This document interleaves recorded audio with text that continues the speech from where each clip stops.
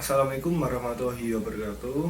Introduce myself. My name is Muhammad Ajib Pradipta from Wings Education, Pekalongan University, semester 5. And today I want to interpret for medium test with title. I found the video from YouTube. The title is Mendikbud Nadiem Fasih berbahasa Inggris dalam konferensi pers. Okay, let's go. Thank you so much, Minister, for inviting me for this press conference. Also, thank you to members of the foreign press for allowing me to speak a few words and updates about the situation, specifically with regard to education in Indonesia during this COVID-19 crisis. So I think the first most important point is that the situation even before the COVID-19 crisis was already a very challenging situation for education in Indonesia. Being the fourth largest educational system in the world, in a developing economy, in the largest archipelago in the world, the logistical infrastructure and inequity issues had already been quite acute. So the COVID crisis exacerbated a lot of those trends. But the team in the Ministry of Education are doing everything in their power night and day to try to improve the situation and also try to mitigate the biggest risks throughout this crisis. So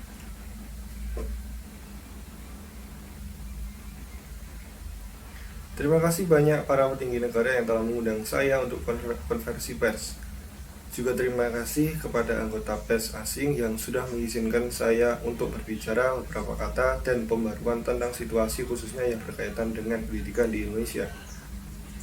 Jadi saya pikir poin terpenting pertama adalah bahwa situasi sebelum krisis COVID-19 sudah menjadi situasi yang sangat menantang bagi pendidikan di sistem pendidikan terbesar keempat di dunia dengan ekonomi berkembang di negara ini. Di dunia hanya akan menangani masalah infrastruktur di Kementerian Pendidikan, mencoba memperbaiki situasi dan juga mencoba. So it's important that from the very beginning when the COVID-19 crisis occurred, that the Ministry of Education took a principle-based approach in how to make decisions. And the first principle that we took was health first.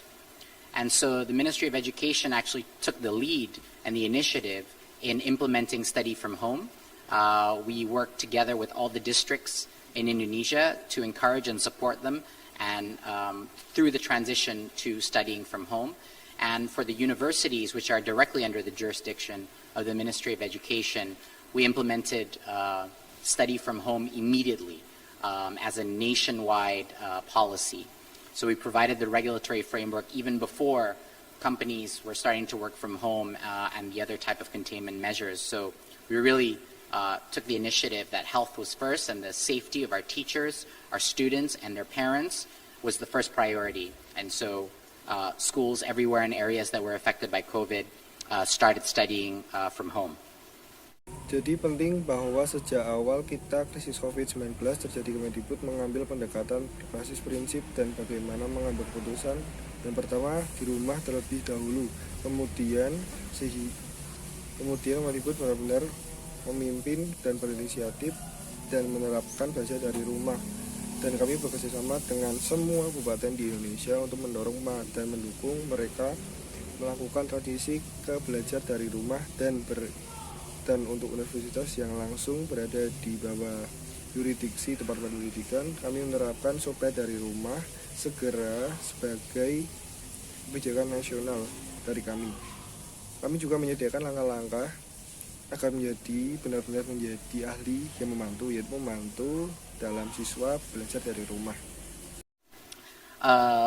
The second thing that we did was we also reprioritized the resources of the Ministry of Education, particularly with budget, and asked ourselves the question, how can we help and support the fight, the acute critical fight?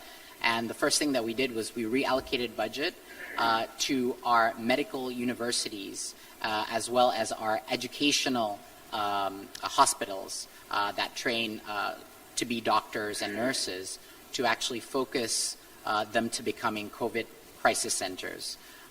We also, over 13 hospitals that were dedicated for education were open to become COVID testing centers, as well as 13 faculties of health that also became testing centers for COVID. We also reallocated budget to do one of the largest volunteer training sessions together with the WHO to train 15,000 medical students to become volunteers during the COVID crisis for crisis mitigation, tracing, and a variety of testing support and logistics efforts. So we trained over 15,000 of these medical students to be able to become volunteers that are now out in the field.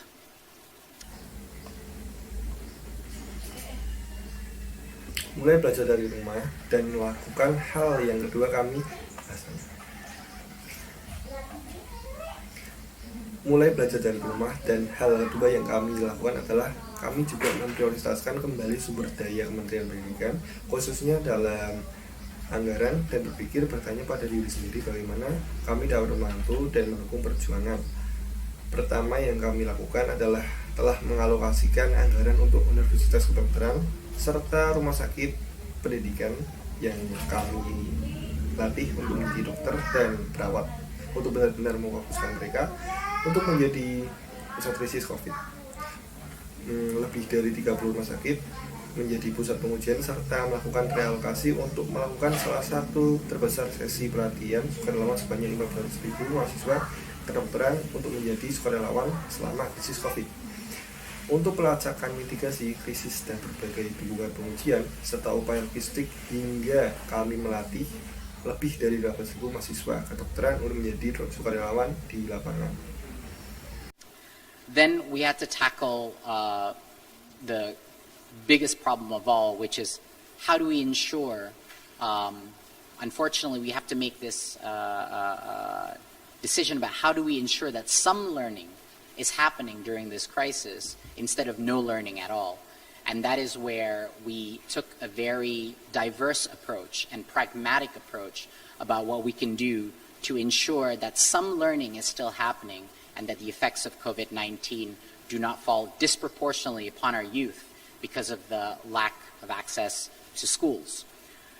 So the first thing we did was to actually open and work with a variety of technology platforms and edtech companies with which to implement affordable online learning. A lot of it was free to as many areas and districts as possible and provide as many options as possible. The importance of the option is because Indonesia is unprecedented in the diversity and heterogeneity in terms of socioeconomics, ethnicity, and geography, that we had to provide multiple solutions to allow every single area, school, and district to do what was best for their own educational system.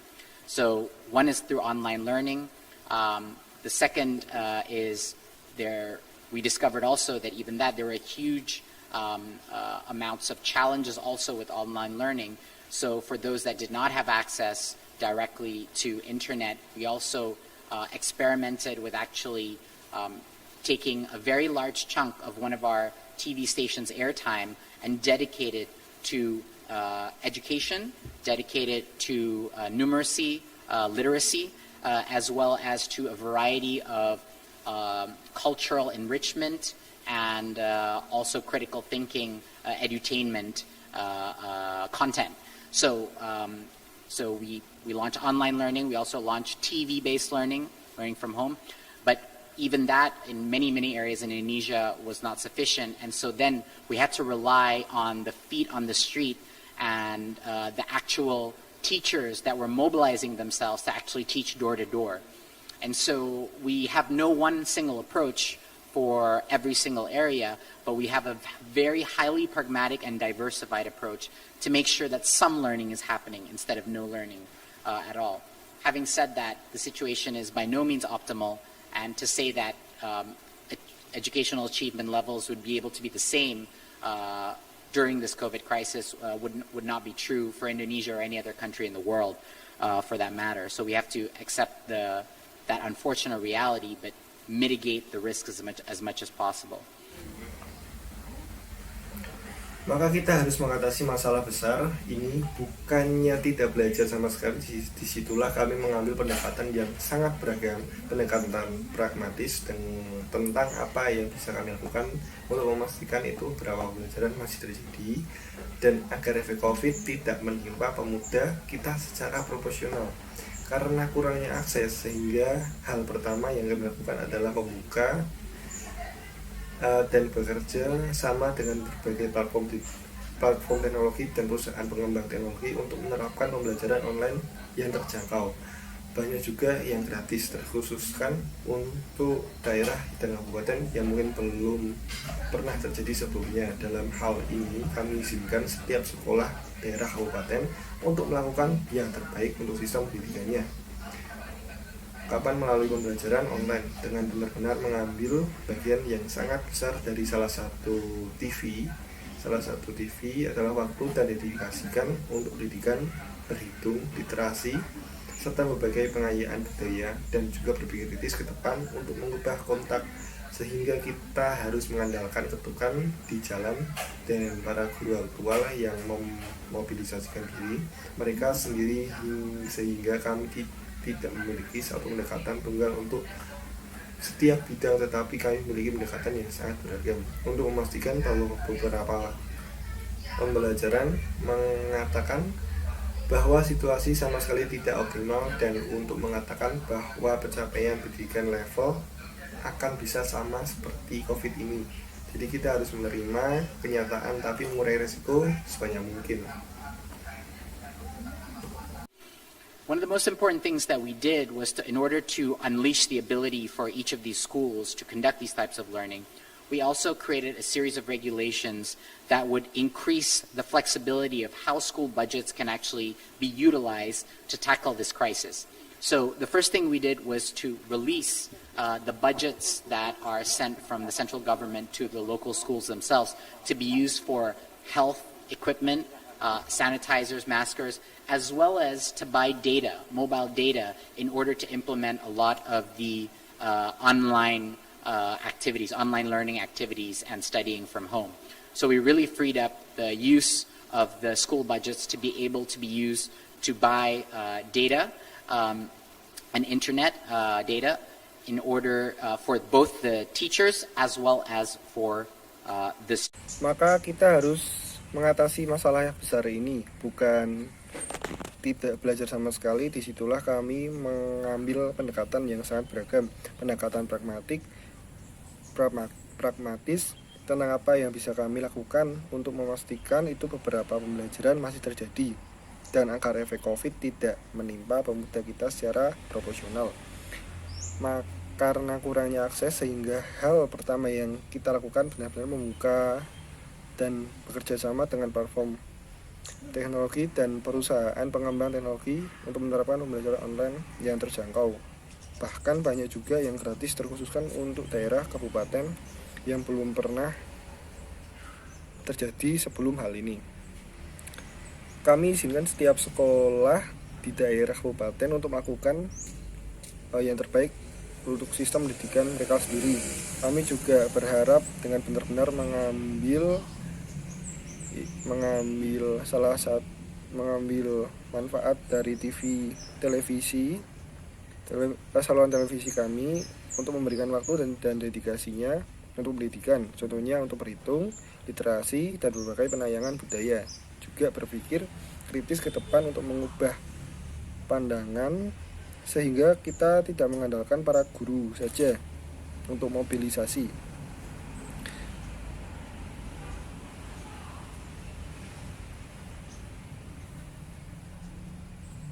The students. We also dedicated a lot of resource to actually launch a public education campaign around COVID that was aired in multiple TV stations because it's actually quite important that as the education ministry that we take part in actually helping understand what are the key drivers of getting out of this crisis and how it all comes down to human behavior.